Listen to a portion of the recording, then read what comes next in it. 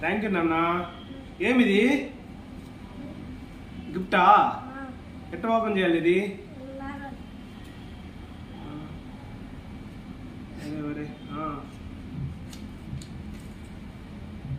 Thank you నాన్న. హే తబలా వెంకటేశ్వర స్వామి నామాలు. అరే అరే థ్యాంక్స్ నాన్న, సూపర్గా వేసినావు. Very nice, very nice, super Santosh. ఒరే ఒరే సర్ప్రైజ్ చేసావే.